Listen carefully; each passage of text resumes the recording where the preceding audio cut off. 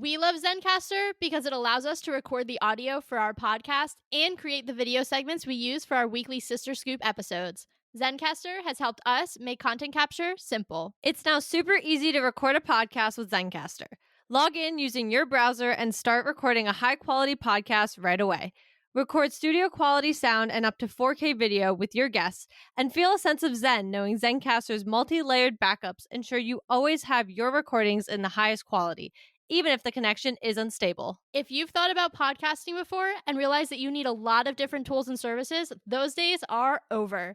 With Zencaster's all-in-one podcasting platform, you can create your podcast in one place and distribute it to Spotify, Apple, and other major destinations. Just go to zencastr.com/pricing and use our code SistersAssembled, and you'll get 30% off your first month of any Zencaster paid plan. We want you to have the same easy experiences we do for all of our podcasting and content needs. It's time to share your story. Katie and I are always hungry, and one snack we both love is beef jerky. That's why we're so excited to tell you about one of our favorite jerky brands, Matt Hat Jerky. Matt Hat's delicious taste makes it a great snack, and the variety of flavors, including original, black truffle, and my personal favorite, roasted garlic, means there's a flavor for everyone. Plus, it's local to the area where we grew up in, which we just love. Use the link in the show notes below to get some Matt Hat Jerky for yourself, and make sure to use our coupon code SistersAssembled for 10% off.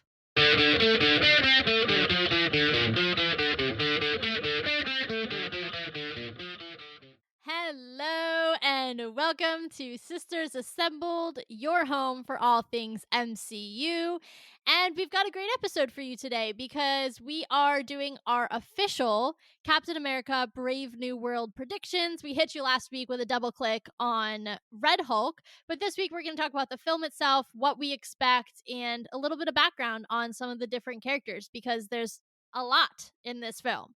So, because we have a lot to cover, I'm going to let Katie go ahead and kick it off without much more of an intro. There's a lot to cover because this entire film is possibly all over the map, which is something we tried our best to avoid talking about in last week's episode, which was all about Red Hulk, but is finally something we can actively talk about in the predictions episode because holy crap. Let's just go through some of this from just what we know from the trailers.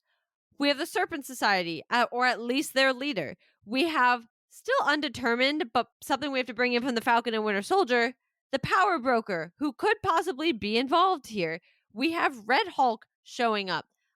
Why am I blanking on her name already? The woman who is reporting to the president who kind of has some Black Widow moves. And you don't know, in these types of movies, guys, we don't know whose side anybody's going to be on. So this is why I'm naming them. Yeah, and then you have the leader. Exactly. Well, I didn't even get to that guy.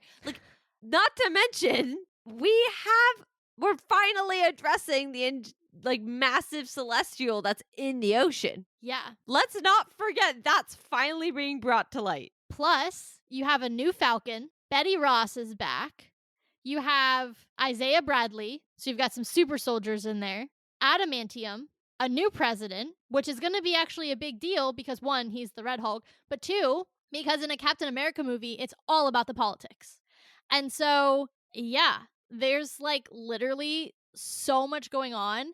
And I know you and I were talking about this months ago when we were starting to get trailers and things like that. And they were starting early promo.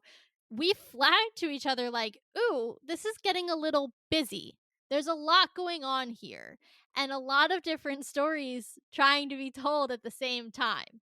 So I think we just got to get into it now that we've gone ahead and named the roster. I agree. I mean, the roster in itself is insane. Yeah. And I think it's the only way to explain the series of events, because if I'm going to give my possible synopsis of this movie, it seems like Sidewinder is going to really be pulling all the strings, in my opinion, from behind the scenes. So what seems to happen to Isaiah Bradley when he tries to attack the president initially, because I'm assuming that's early on in the movie, that seems to be him. I'm sure some of this other stuff that's going on, there seems to be a science kind of background, but that makes sense. We've got the Red Hulk coming to fruition in this movie. I'm assuming he's pulling the strings. He's the puppet master, and he's considered the main villain of this entire movie. That is how I am viewing it. Well, that's one way to view it. I will say something that was coming up a lot when I was doing research on the leader, because remember, guys, we've seen the leader. We talked about this a little bit last week. We we're introduced to him all the way back in The Incredible Hulk. He has been MIA, officially on screen MIA, since 2008. But he very much is one of those kind of stand back a sec and lead from the shadows types of guys. So he's another person who a lot of people, or though some of the articles that I was reading was talking about how he could, because it's mind control, he could actually be a really big candidate for the person controlling the super soldiers. Then you have to also add in his ties in the comics to the intelligentsia, which already canonically exists in the MCU, as we saw in She Hulk. That's why I said he's been unofficially off the screen, because if he is in fact tied to that organization, then a relation to him has been on the screen since then. So he's another one that, because we don't know exactly where he fits in, whether it's because he's, the one who transformed Thaddeus Ross into the Red Hulk, or he's leading this kind of mind control program, he is someone we have to talk about too, is, the puppet master. That's fair. Here's my thought, though, on that. The leader fits into the Hulk stories. The Serpent Society and Sidewinder fit into the Captain America. And while obviously we have the Red Hulk in this, I'm not going to surpass that. I do believe if you're going to want to play the game with the leader, which I think Marvel would want to, I would save him to finally be truly involved in a Hulk storyline, a specific Hulk storyline. That's not to say he's not playing the role or a role in this film and possibly working with the Serpent Society or working with even just Sidewinder if, again, the Serpent Society isn't fully formed yet and that becomes a later thing, and we'll get to that in a second. So it's not to say that he's still not playing that role and that he's still not playing the science role a part of it. But I think specifically in this movie, my eyes are more on Sidewinder as the puppeteer than anything else because he fits the title character. Yeah, I do think that's a good point. I think that makes a lot of sense. And you're right, they do kind of play in the same swim lane. I think, too, even the way things have been framed in the trailers, he seems to be kind of the quote unquote big bad of the film. It is interesting, and I know they don't want to give everything away in the trailers, obviously. As I was watching them, you could see it was the same 6 or 7 scenes, just cut differently over and over again. So we've Yeah, probably every got once what? in a while you get like a new line. You're like, oh, that wasn't in the last one. Yeah, especially when you play them, like go on the YouTube and play them as a playlist. I'm like, oh, Yeah. I've seen this scene like 6 times as I'm scrolling through the through The Red Instagram. Hulk one in the Rose Garden Yeah, every literally, single time. Yeah. literally.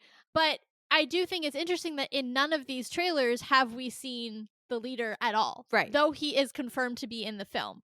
So that's why it's points both for and against, because Right. I can see in one way it's like, oh well, they're positioning the Serpent Society slash Sidewinder as the big bad of the film. That's, his lines kind of fit that, yes. But at the same time, is that a misdirect? Because we know that they do that with the trailers. So they're positioning him in that way. But really, you've got the leader in the background who's really the one pulling the strings. And you mentioned the power broker. Where did she get that super soldier serum? I don't know. Maybe the super genius with the big old brain who does also then connect to some of that. So I don't know. Like, I'm not willing to say that I feel super strongly one way or the other, because I think there are really strong arguments for both. Yeah, I think the only way I could see it kind of evening out and playing that 50-50 role is if we were to consider and go into this considering Red Hulk as the other main character. And I don't think that's something that is really straying far from possibly the truth, because if you think about those trailers, I mean first off it's Harrison Ford, but second, I would argue that he has almost just as much screen time, both as the president and as Red Hulk, as Captain America does Yeah. in the trailers. Like, and if even if he's not in the shot, he's talking, and if not, you could still tell he is literally driving the plot forward. Yeah. So if we take that perspective, I could see them having the leader and Sidewinder pretty parallel as well. Now, this is where I think that gets a little busy. Yeah. You're now balancing possibly, I should say, balancing two protagonists and then two antagonists individually. And then your two protagonists also fight at one point. Yeah. Like, That's getting busy. Now, I could be throwing us into a whole other realm that doesn't exist, but that's the only other way because I don't see them emphasizing the leader too much here. Although I do think his involvement, you can't avoid his involvement because obviously, too, hey, guess what? President Ross has to become the Red Hulk somehow. Yeah. Yeah. And I'm not saying it's necessarily the leader who like sits there and injects him, but I'm not going to put aside the fact it's likely his science that gets him there. Yeah, because in all of the world, there are probably two people who have intimate knowledge of, that type of gamma radiation and things like that. Bruce Banner, who really does not have any desire to do that to another person, and Samuel Stearns, who's been living under the radar for 15, well, no. How many years would that have been? They're in 2026. That was confirmed. The movie takes place in 2026. So That's 18 very years. interesting to me. Yeah. Well, I saw a graphic that said that. So I guess Marvel released their like what to watch, and I don't know if someone like was compiling it with their guesses because I didn't see this directly from Marvel, but they were putting years in which movies were taking place, and this was labeled as a 2026 film. Okay. I only say that's interesting because I'm trying to wrap around the Falcon and the Winter Soldier timing versus this. 2024, I Right. believe, if I'm remembering correctly. That's why I'm trying to kind of wrap around where we're at with all of that. So that's kind of interesting if that ends up being right. I mean, regardless, we don't have actual timing on almost any of the projects, or we have like, well, we definitely know this had to happen before this. Yeah. And that's like the extent of it. What was the project recently that gave us a year and we were so excited? We were like, oh my gosh, this is the first time in years that they've given us a specific year. Well, we only had one movie last year, so it wouldn't have been that. Was it Agatha? Yes, by accident. It didn't like explicitly, but it was 3 years after Westview. Yes. Okay. Because I knew somewhere they had put a line in the sand recently. Okay. Yeah, we okay. finally had some timing in regards to that. Yes. Okay. All right. Anyway, before we get too off point here as it relates to timing, I did just want to point that out because, again, like, I don't know if that was directly from Marvel, but I saw that online. So that's roughly, I think that's even, if it's not confirmed, safe to say 25, 26 is a good estimate for timing as to when this film is taking place. The reason that timing is important is because, we know we have Falcon and the Winter Soldier, but we also know that this takes place after the Eternals. And that is the other big plot. As we talk about how busy this plot is, not only do you have Sidewinder, the leader, Red Hulk, Captain America, you also have Tiamat and the fight for Adamantium. And so, one of the things that I was reading a lot about as I was prepping for this episode is the idea that the reason that we haven't heard about Tiamat in the MCU for the last few years since he emerged or half emerged is because governments have covertly been mining the adamantium from Tiamat. And that's why it hasn't been like widely publicized. Is anyone shocked to hear this news? No. And it is interesting though, because there's a lot of parallels there with Wakanda and Vibranium. Because remember, that was a large plot driver in Black Panther 2 because their kind of openness that they opened up at the end of the first one actually ended up putting them in a little bit of jeopardy because then they had people coming in covertly to try to steal their resources. So it is kind of interesting how that's kind of playing out as well. And I was reading a lot of places kind of making that parallel too. I think what's going to be interesting about this is, and I've said this previously, and I don't know where I said it, but I think this is either going to go one of two ways. The whole adamantium thing, I think, is going to drive the plot regardless. Yeah. I do. I think it's going to play such a huge role. I mean, I like that you compared it to the whole vibranium with Wakanda topic, especially because, hey, guys, Sam's suit is vibranium. Hello, if you didn't know that. So he has Wakandan technology. Oh, speaking of, did you see the scene where he does the momentum spring like Yes. Black Panther? So he definitely has Wakandan technology in his suit beyond just the vibranium. Right. But I say all of this because now you have a metal that's even stronger. So it's funny because it's like Cap got the upgrade and we've all been fighting about vibranium for years, even when we didn't know we were, because his shield's been vibranium for almost 80 years. But now we have a whole other metal that enters the story, which I think is such a great parallel. It really is, if you think about the fact that technically Steve's story started with vibranium, Sam's is starting with adamantium. I think that's a really nice parallel. But while I think this movie will be about adamantium and what is happening with the governments going to it and everything else, I think when I said it's going to play out one of two ways, Tiamat himself and the actual being there fighting over whatever they're going to fight over is either going to be huge or minuscule. And there's no in between. Yeah. Because I think you can have something be a plot driver and not necessarily be seen, be heard. Mhm. And I actually think that's the direction I would prefer this to go, with the rumor that the Thunderbolts is going to be focused on Tiamat and Adamantium as well, which I think makes sense. But if they're going to have their prime focus possibly being that team going to Tiamat and doing whatever they're going to do there, I'd rather the whole Adamantium storyline and who gets the rights to it, and once you have it, what is the government making with it, and all the different governments and the policies, and that part be happening in this movie, where I think it belongs a lot more. And if there's going to be physical battles, I know we do see a battle with Sam flying above Tiamat, so I'm not saying there won't be, but if there's going to be real battles over him or anything of that nature, I want to see that in the Thunderbolts. Interesting. Interesting. I do think that those two movies, this one and the Thunderbolts, are going to go so hand in hand simply by the nature of them. Yeah. They're almost going to be like the Thunderbolts is, I'm considering like a low key soft sequel to this one, in the sense that because they're dealing with government entities or quasi government entities in the case of Valentina, because nobody knows where the heck Valentina stands on anything. I mean, technically, she's like a high ranking officer in the CIA, but she also low key works for Kingpin. She has her own little side project going on. So, like, what is Valentina doing? Unclear. But because of that, I do like what you're saying about him being Tiamat being kind of a plot driver, but this one almost setting up that larger storyline for Adamantium in that film. And Sam's kind of dealing with, to your point, the government of it all.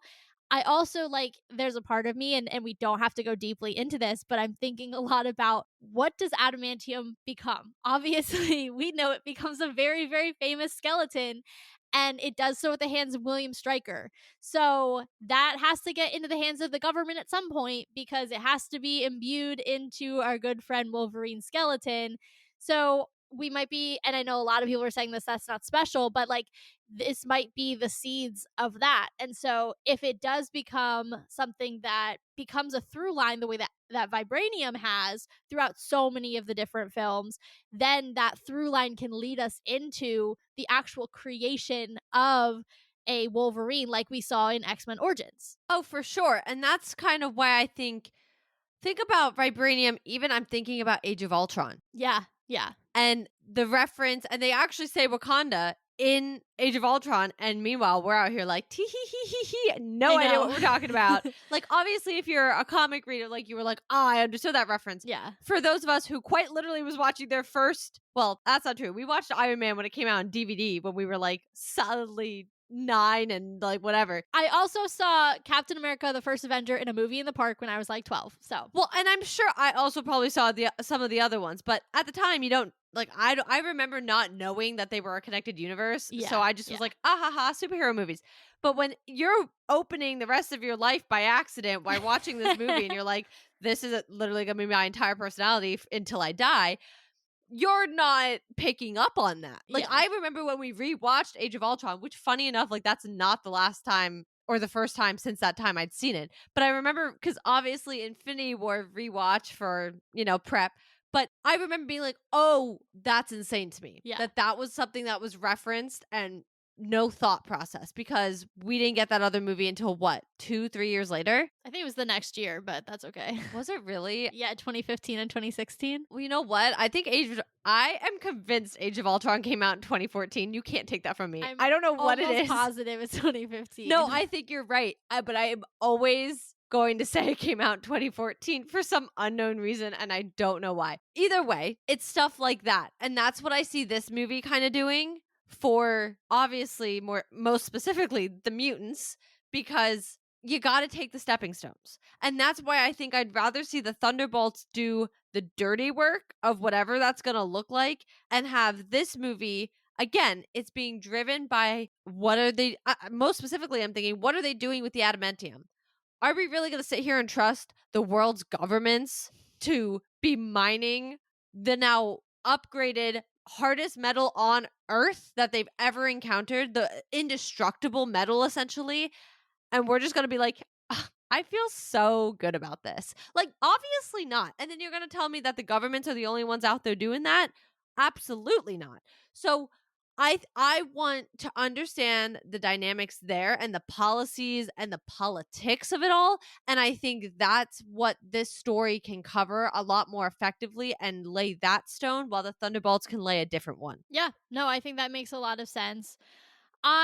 Speaking of the politics, I want to get into it because I have been waiting for like over a year to talk about this aspect of it, which is the last time we talked heavily about a US president in the MCU, it was in fact President Ritson, who decided to wage a one man war. And by one man war, I mean one man led because he actually is the government. So he put the whole back of the government behind it, but he's waging a war against everybody who's not from Earth, non Terran. And so basically, anybody from space, all of our space friends are not welcome. And that's on the back of the what's considered the Skrull invasion and all that happened at Secret Invasion and blah blah blah blah blah. I only say blah blah blah because that show was just really awful. But what is important here is that Ritson is not president. And we know that President Ross won an election. That has been made very clear in the trailers. So whether it is that Ritson's term was up or he beat Ritson, I want to understand what that means for his policy on aliens because that will play a large part at some point down the road when we get back to space, which we don't have a ton of space. Well, that's not true. We have Nova at the end of the year, but we don't have anything in the immediate that is space related. But at some point, some of our space friends are going to come back down to Earth. So I have a lot of questions because that US president is very important in the MCU. It is a very powerful figure, especially when they start to really get interested in things that are really the business of the Avengers. The simple answer I'm going to give and would like to be able to give and say period the end, but I won't be able to is I pretend Secret Invasion didn't happen. So we don't even need to answer this question as far as I'm concerned. But I know this really bothers you and I know I can't pretend Secret Invasion didn't happen. So I'm going to throw out something you're going to absolutely hate. Great. But we don't know the timing. We don't know the timing. Meaning what? Did this come before or after Secret Invasion? Don't you say those words to me. But let me tell you why I say this. Let me tell you why I say this. How well do you think, and come on, we're American, how well do you think the American people are going to respond to now having a Hulk as their president? How well do you think, especially the opposing party, is going to respond to having a Hulk as president, especially when it was not disclosed?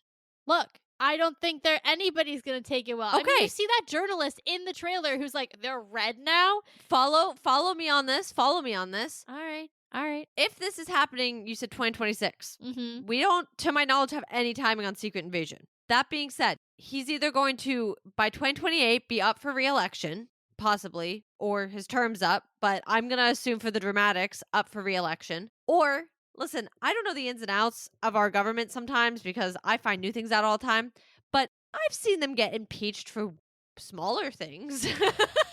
Like, or no, let me say this. I've seen the articles of impeachment brought forward for a lot smaller things in our country in real life. That being said, could they not have impeached him for just the sheer fact that he is considered technically an enhanced individual? I don't know. Is being enhanced an impeachable offense? Listen, Is that's a really broad reading of the maybe, Constitution? maybe, but I could cite some facts of articles of impeachment that were brought during real life presidents that you're like, really? I didn't think you could try to impeach somebody over something like that. So, that being said, I don't know. They could have, in this universe, also have passed a law or something of that nature where they don't want somebody who's enhanced. I don't know. Yeah, but that was called the Sokovia Accords, and they're gone. Yes, But did it specify you can't run for president? Like, think about that. Like, I don't know. Like, think about how you have to be a US citizen. You have to be 45 years of age. It's actually a very low entry It point. is a I looked it really up. low barrier to entry. You really, like, Yes. when I turned 45, it's not even 45. I think it's 35. It is 35. When I turned Yes. 35, guys, like, I physically could run for president. There's very little I have to do as a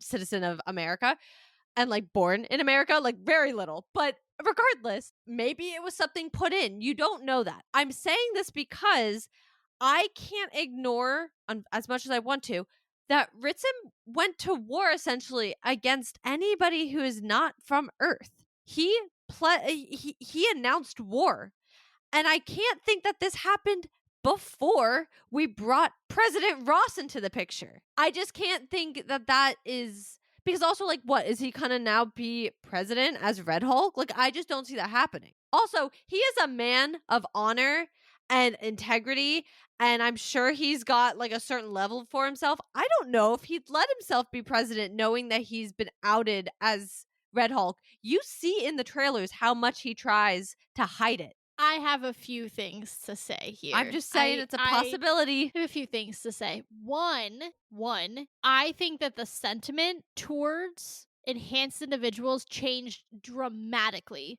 after Endgame. That's why we saw the Sokovia Accords repealed. We saw in the latter half of Phase 3 that the tide was really turning in terms of how people felt about the Avengers and enhanced individuals overall. It wasn't until Endgame, when they saved everyone, that that started to turn back, right? That's, again, why we saw the Sokovia Accords repealed. So I don't know, to what you were saying about, oh, well, are people going to be accepting of a Red Hulk as president? I don't know that that's necessarily like a non-qualifier there. As it relates to the timing between Secret Invasion and Brave New World, I just think it's too convenient that there's an election that just happened, right? They literally show him either winning the election, that scene, or like stumping for president. If that's the case, I just think the timing is a little off in terms of like, oh, well, then, Secret Invasion is actually taking place years in the future after this man has already become president and maybe served 1 or 2 terms. That just seems like it's so far out.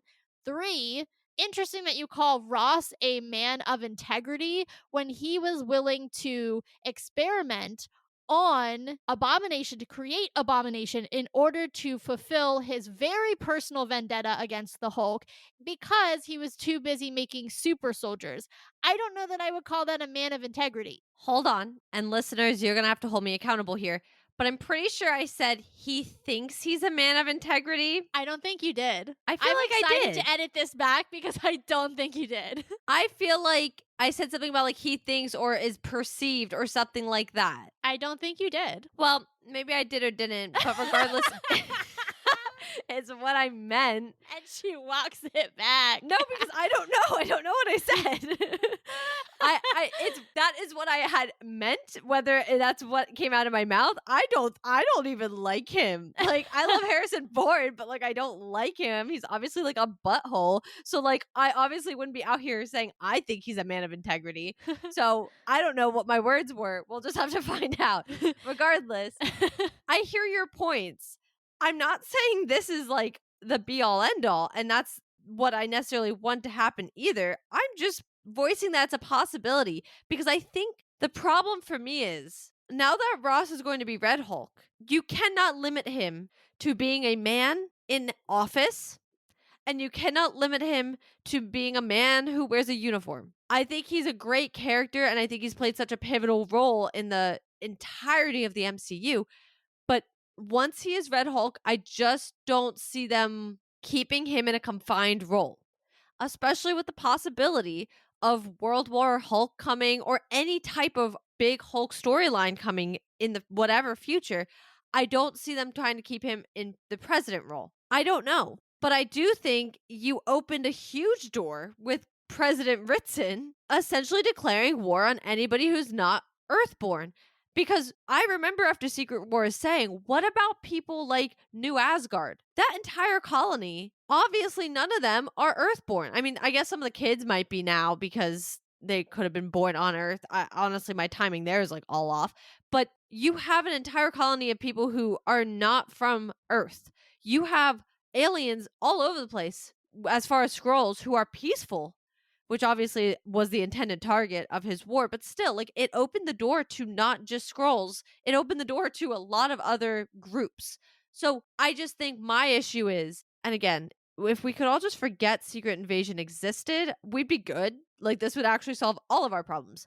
But the problem is that it does exist, and they opened a door with a for a plot line that I could see going a lot further, and so we can't ignore it. And if they walk it back in this movie, I actually think I'm going to be pretty angry. Like, if President Ross just sits there and is like, "Yeah, my predecessor, we saw that failed attempt, and blah blah blah, and this is why we need the Avengers," or whatever else he goes into, I just that would upset me because I think that really did open a lot of doors that I would like to see explored. And like, it was a huge fear mongering. It actually finally touched on, in my opinion, the closest to the actual Secret Wars comic that we could actually get were those last 10 minutes. Yeah. Yeah. Look, I'm 100% with you. I think it is one of the most interesting dangling plot lines in the MCU right now, which I know is a big statement, but it has a lot of far reaching consequences. Yeah. We have so many characters from space, and there's the whole idea of being Earthborn, but then there's the idea of, yeah, maybe you're Earthborn, but you spent 30 years out in space. Are people going to view you as Earthborn or a space being? I'm looking at Carol Danvers. So, like, there are plenty of characters who are from that larger realm who will be affected. Or does it leave Earth then vulnerable to outside threats because we, are so insular now and we're not understanding what is happening, on this larger, more universal, more cosmic level?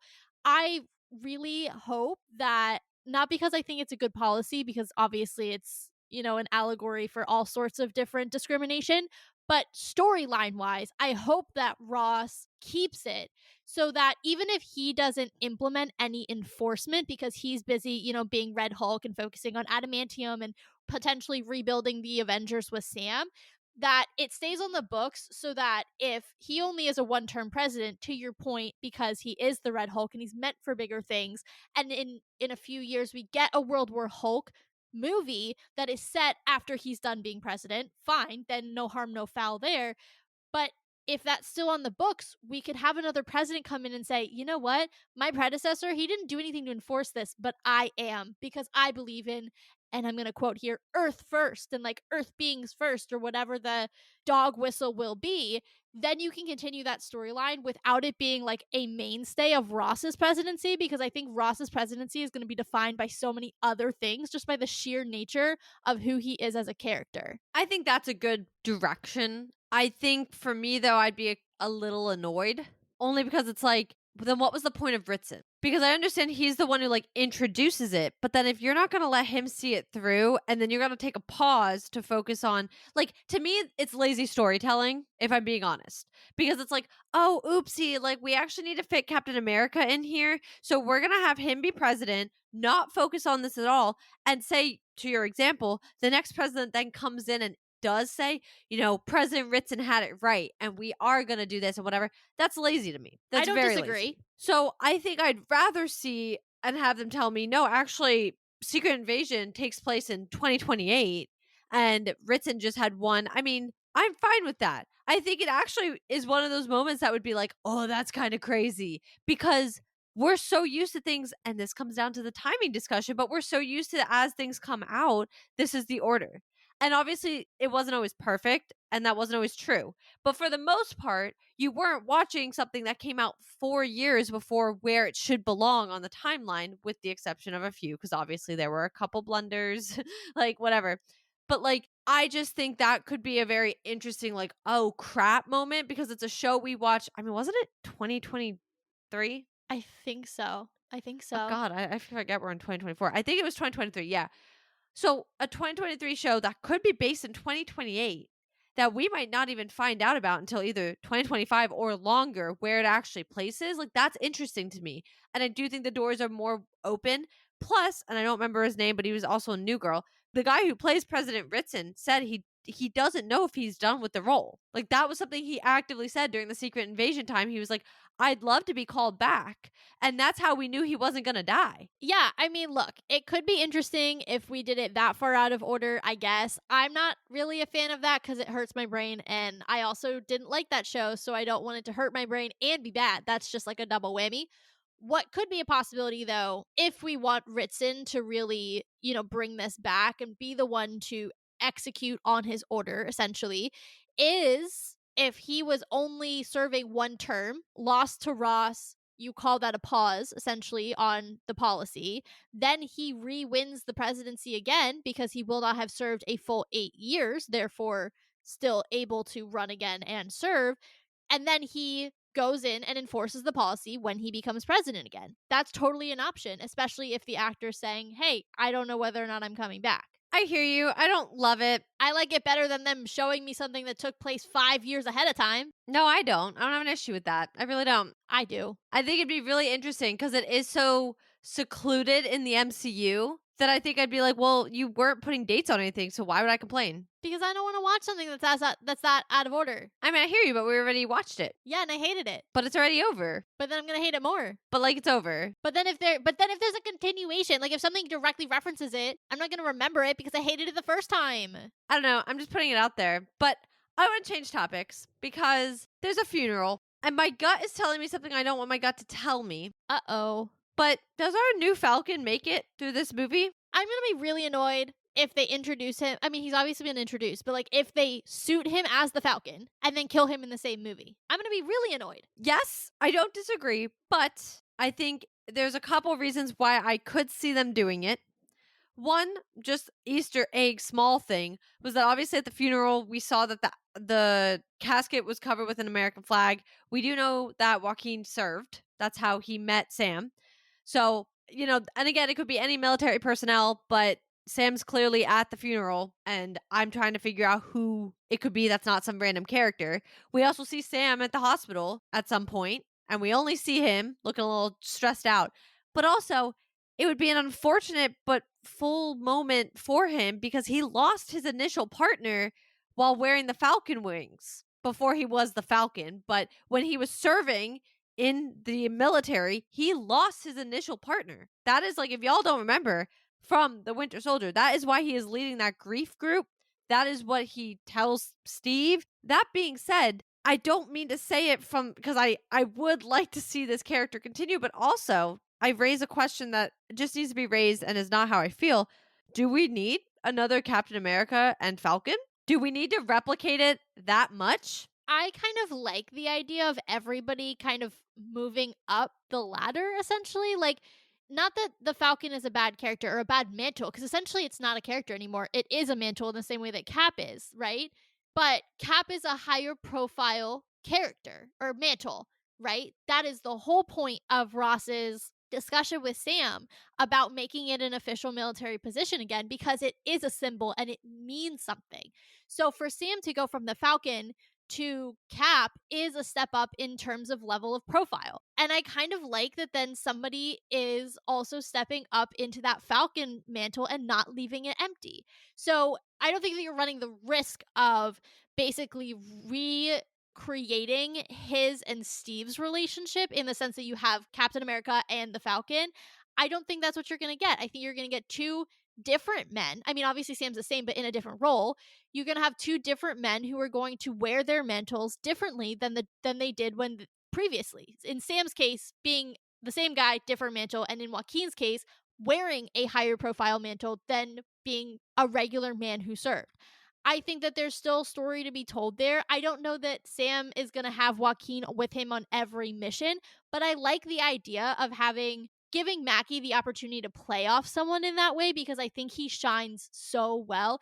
Even with Steve's, a little bit more reserved way of going about things, Mackie and Sam were able to bring that levity, and then obviously it comes out so shiningly when he's with Seb and Bucky, or as Bucky. But I do think that Mackie is such a good actor in that. I mean, he's a great actor, period. But I think he's really, really good when he has that opportunity to play off of someone and in that kind of buddy cop type partner type thing. And I think that having Joaquin be there at least part of the time is a great opportunity to kind of keep that aspect of Sam's character. I don't disagree, but I don't know if the path for Sam's character is to stay that way. That's a good point. I think he has always been attached to somebody. It was Steve, then it was Bucky. Now he is Captain America. He is supposed to be the man. And I'm not saying he can't have a Falcon, but I do think he, to an extent, has played the same character, exactly the same, since 2014. I'm not saying there's not growth in general, but I'm going to compare him to Bucky because it's kind of the same vein. Think of how different Bucky has been since what, 2010? When was the first Captain America? 2011. Yeah. He has literally played like probably good 5 different versions of the exact same character through different emotional capabilities and just, everything that's obviously happened to this character has so much depth to it. Now, I'm not saying Sam doesn't have depth, but I think you can open a different door for him if he once again loses somebody, especially in this case, because he would, and I'm not preying on the downfall, but I see it from the story perspective.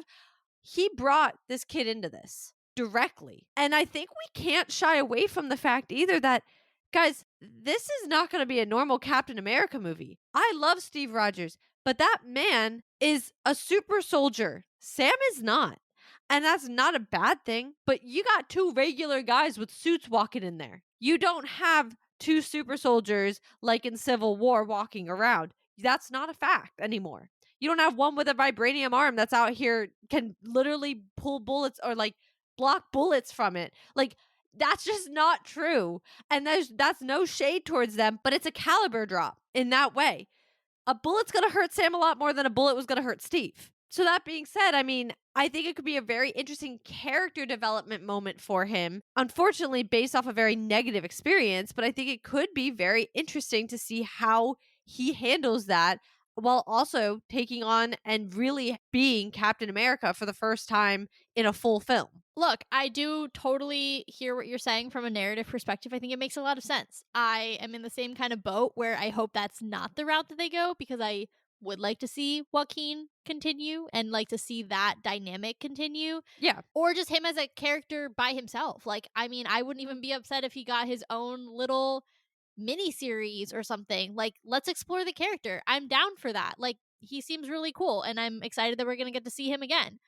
But I do, to your point, think it could be kind of an accelerator for Sam's development, especially if, to what you were saying, he's now got the responsibilities of Captain America in a way that he didn't as the Falcon. And if his first move is to bring this guy in and he dies, like, that's a huge blow to his confidence, which I think he was just building up in the Falcon and the Winter Soldier to be able to take on the mantle in the first place. And think also about the fact that President Ross wants the Avengers formed. Let's not forget that is a statement made. I just was gonna bring that up as our last topic. Well, and I guess that's a good segue then. So let me finish this thought and we'll go right into it. But it's a lot easier to not feel the need when you feel like you have a team already. Even if it's a team of 2, if you feel like you're kicking butt and you're taking names as your team of 2 and you guys work so seamlessly, why do I feel like I need to go lead a team of some individuals who put me in freaking jail? Like, I don't know if I would feel the need to be like, yeah, I definitely think we need the Avengers, but I'd be like, no, like, we're out here doing just fine ourselves. And also, just like on a loneliness level, if I was with my best friend and we were just hanging out doing crap all the time, I'd be good. Like, I don't need a group of people. I don't need to find friends. But think about the fact that you take that away. Like, where do you expect Sam to go then? I mean, sure. I feel like in all the arguments you've made, that one's the weakest. Yes, I don't disagree, but I'm just thinking bringing in the Avengers. I mean, I think, again, when you're comfortable and you have that partner dynamic, I mean, literally, Steve abandoned the Avengers for Bucky. Let's not forget the blueprint, okay? I'm just saying that if you take away Sam's equivalent to the Bucky of the situation, I mean, when he didn't know, when Steve was unaware of where Bucky went, who was he hanging out with? The Avengers. Like, I'm sorry, but I'm just saying the proof is in the pudding. I guess. I think just when I'm thinking about Sam as a character, I think the idea, because he served, think about Steve's background, right? Like, he only really served in the military as Captain America, right? Like, he could not get in as regular Steve Rogers. He couldn't pass the medical exam. But Sam served before he was Captain America. So that sense of duty and that service is ingrained in him. Yes, it's ingrained in Steve, but it's ingrained in Sam in a different way. It was ingrained in him before he was Captain America. But then if you think about what Captain America has come to mean under Steve, I think that argument that Ross is making to Sam about it being a official military position and what it could mean as a leader of the Avengers, I think has a lot of appeal to Sam because it allows him to get back to kind of that sense of belonging in the wider military, because he probably has kind of been doing his own kind of missions for the last couple of years with Joaquin, and that's cool and all, but I do think that that's going to be really, really appealing to him, especially because he was there for the Sokovia Accords and he is going to have the chance to talk to Ross about, and he asks him in the trailer, what happens if we disagree? And he can set a new tone for what it means to be an Avengers team existing in this world and set those boundaries that because the Avengers were assembled so hastily by S.H.I.E.L.D. in 2012 to stop an impending invasion, thanks Nick Fury, they have the opportunity to actually build rules and foundations, and I think that's going to appeal to Sam a lot, regardless of whether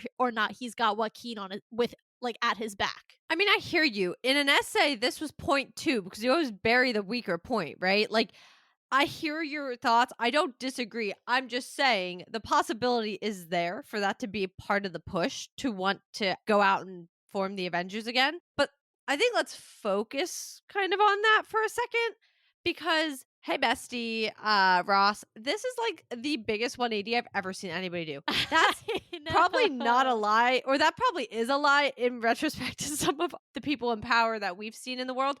But regardless, this is arguably one of the biggest 180s I've ever seen somebody do. I mean, this character in general, think about his hatred for the Hulk. The MCU put a lot of that on the Avengers in the long run. He almost single-handedly disassembled them. Yes. And I think it's so interesting that he's like, go get me the Avengers. Yeah. They're Oh, going to it's a make me look political really move. good. Oh, yeah. They're going to make me look really good. Yeah. People want the Avengers. I mean, we've seen so much craziness happen since Endgame. Yeah. Well, everybody knows who laid their life on the line first and foremost, but also who saved them. Yeah. Everybody knows. And so when you're out here and you have still these heroes that are trying their best and the people want something to look up to, well, it's a smart move, but it's funny as all heck because you created an entire career out of pretty much trying to ruin them. And you did. Yeah. You're the reason they were not together. You're the reason Tony wanted to sit there and be like, you said we'd win, whatever his line is. We'd win together, we lose together. I don't know. Tony always just says things. Sorry. But like, well, technically he was quoting Steve, so and I'm not trying to apologize for Tony because y'all know I but ride where or was die Tony? for Steve. He but said, you said we'd do it together. Tony, you were in space. Some of them were on Earth. Okay. I'm just saying. But regardless, that whole line, I mean, at the end of the day, though, the reason they were actually separated, I mean, yes, Zemo was playing in the games there, but the Sokovia Accords started it. The Sokovia Accords are what got us there. So it's like, what are you doing? I think he knows exactly what he's doing. He's revising history. He was on the wrong side of the Sokovia Accords. He was on the wrong side of the invasion from Thanos. And now he has to solidify his legacy. And he has to say, I may have been the man who dismantled the Avengers. Don't talk about what happened because of that, aka Thanos. But let's actually talk about the fact that I brought them back. Because recency bias means that people are going to remember that President Ross, he's the president who brought back the Avengers. He's the president that made the Avengers an official team, not a bunch of vigilantes that could ever be taken away by the Sokovia Accords again, will never, ever be in danger again. That's what people are going to remember. They're not going to remember his role in the Sokovia Accords or dismantling the Avengers pre-Thanos, and that's what he's trying to do here. That's his, and pun intended, end game. Which is funny because that's all going to be taken away the second he turns red. I know. And also, it's even funnier if you think about it because then it's going to be like, were you just trying to reform the Avengers so you'd have a roster to be on? Like, was that your intention? Technically, the Hulk role is already taken, so there's not even a spot for him. True. So, I don't know, I do think it'll be very interesting to see how that actually does play out, Yeah. because I think we all want an Avengers team, so, like, he's not wrong. Maybe his motives are a little funky, but, like, he's not wrong. I totally agree. I mean, my hope is that even if it is like a totally backwards reason for doing it, that at the end of the day, we leave this film with Sam going, "Hey, I guess I got to get the Avengers back together." Like if Exactly. that is the end game here and that is the result, I'm like, "Cool. Great. Mission accomplished." Well, talking about how we end here, we have to still do our end credit predictions. And I remembered to prep this time. I was shocked. I know, cuz I always forget. You always forget. And then I come with something totally out of left field. Yeah, and they're like the most bogus things ever. It's like, girl, what? Some of them are good. What was that one that like I don't know. I definitely came out of one that was so out of pocket that even I was like, I feel bad for saying this out loud. yeah, I almost like cut it during apologize to the editing. people who had to hear that. Yeah. No, either way, this one's gonna be interesting. I do have to say, rumor has it there's only one, which is kind of upsetting. Ew. Gross. Now, again, rumor has it, but that is what I was seeing is that there's only one. I haven't seen like I should say confirmed sources I trust say that for sure, but that's what I've started to see. But we'll still give a couple variations of what we're cuz there could be two or, we always give a couple of one. This movie is going to be hard because I think so much is happening in it that I don't really know what direction we're going to go. So, like, part of me says, set up the Thunderbolts. That's your next movie. It's coming in 3 months. If it's going to be connected, why is that hard? I feel like that's a correct line. The other part of me it says, well, now you have a Red Hulk. And if we're talking about the leader, we can go that direction and set up something there as well. I mean, don't forget the leader was one of the first, actually, was he the first end credit ever? No, because it came out after Iron Man. Oh, I always forget that. Okay, great. I know we literally talked about this last week. Yeah, I don't really remember because I don't pay attention to the Incredible Hulk. Anyway, regardless, one of the first end credits. So, like, you don't, like, we could be going that route, or we could go the Sidewinder route and keep it in the Cap family, maybe open the doors more into the Serpent Society, kind of lay the groundwork for Sam's next appearance. However, I actually feel like that'd be really weird because current end credits don't look that far in advance. And we don't have, well, with the exception of the poor Eternals, but that's just because they were supposed to get a second one and nobody knows what's going to happen now. But regardless, we don't have a second Cap on the table yet. And theoretically, we have two huge movies in the meantime that he's going to be in. So I actually feel like it's less likely going to be another Cap one just because of that. Maybe they'll shock me and actually do an end credit that we won't see come to fruition for another couple years. That would shock me.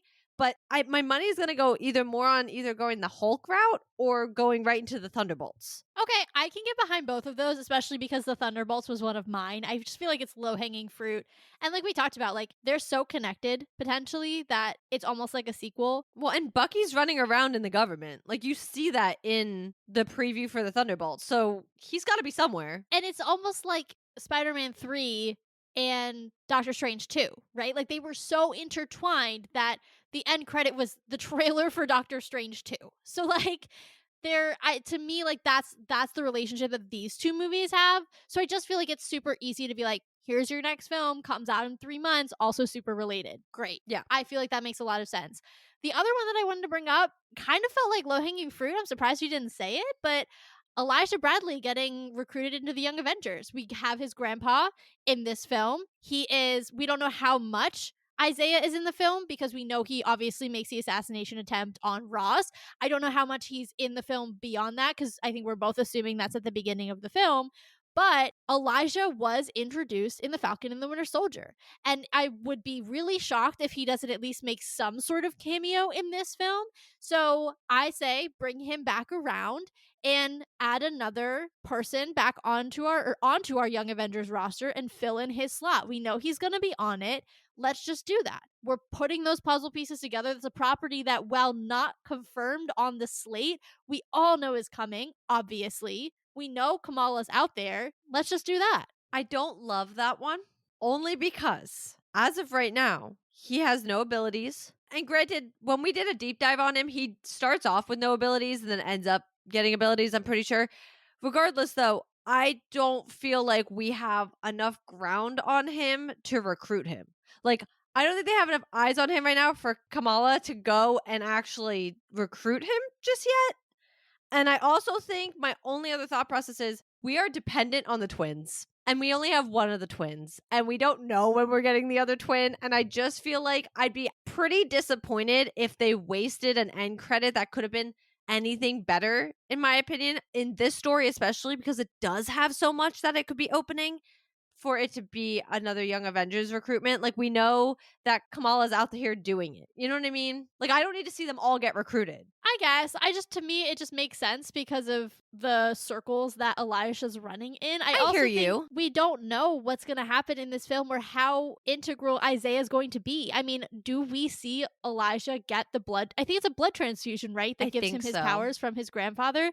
So, like, do we see? I mean, maybe that's why Sam's in the hospital. I mean, listen, I hear you, and I'm not going to say it's not a possibility. I just think I'd be more disappointed if this was the direction. Because again, like, I don't need to see all of them getting recruited. We also still need the other twin. And as far as needing the other twin, I think that just like pushes everything back for me because we don't actually know when Vision Quest is fully happening anyway. Plus, again, we still have Secret Wars that we have to get over before we do anything with the Young Avengers. Like, I know there's no way they're going to greenlight that film before Secret Wars unless they push it back. So, I think with that being said, I think that's where I'm a little unsure. And I'm also like, do I really need to see that? No, because as soon as he popped up on our screen in The Falcon and the Winter Soldier, we were like, yeah, okay, he's probably going to be a Young Avenger. We know him to be on that roster. It's just a waste to me. I don't need to see it. I guess that's fair. I personally wouldn't mind setting up the roster and then as soon as we get Tommy, it's like, cool, everybody else is in place. Let's go. Yeah, I mean, again, I feel like that can happen off screen. I don't think it's one of those that has to happen. I mean, I'm even thinking about the Avengers. Like, obviously, Thor just shows up. You already had Black Widow and Hawkeye. Yeah, they went and got Cap, but like, what was Cap really doing? He was playing around, like punching things. Like, what was he really genuinely doing? Not much. And also, Shield's the one who had him as he thawed from ice. So it's like he wasn't getting very far. Banner, yeah, okay, he got recruited, and they recruited Iron Man. That was really it. And we really only saw those guys get recruited. The other ones were already there. I just don't think you need to see the whole story. I'm still into it. But I think on that note, because again, we had a lot to talk about. But I think we covered the majority of the big things that we can at least take a guess at for Cap 4. I think that just by this episode alone, it's pretty obvious we're excited. We're pretty pumped for this. So if you're listening to this episode, we hope you are too. Please make sure that if you haven't, go get your tickets. It's going to be hopefully a big weekend. So please make sure you're seeing it opening weekend. We will of course be covering it opening weekend. And if you would like to continue following us for that coverage, you can do so on your podcast platform of choice by subscribing or following or whatever that button says on that platform. Our calendar is up to date through, I believe, early May, aka through the Thunderbolts. So if you're looking to see what we are going to be covering for the next couple of months, definitely check out the website with our calendar on there. And then last but not least, if you would like to support the show, you can do that through our Buy Me a Coffee, which is linked below. You guys can also give us a follow on all of our socials, which are linked in the show notes below. And as Taylor just kind of teed up, we are prime in our Captain America Brave New World coverage. Our next episode will be our Raw reactions, and we are hoping to have a couple episodes, or I don't even know what the timing looks like because I think it's just one. Yeah, I was and gonna then say we go into Daredevil, right? Daredevil. Okay. I was Yeah. gonna say, I was like, I don't even think we really have the time, which sucks because I actually think there's gonna be a lot to talk about for this movie. But we will have at least one additional episode for it. Maybe we'll have to see if we can regroup at some point. I don't know.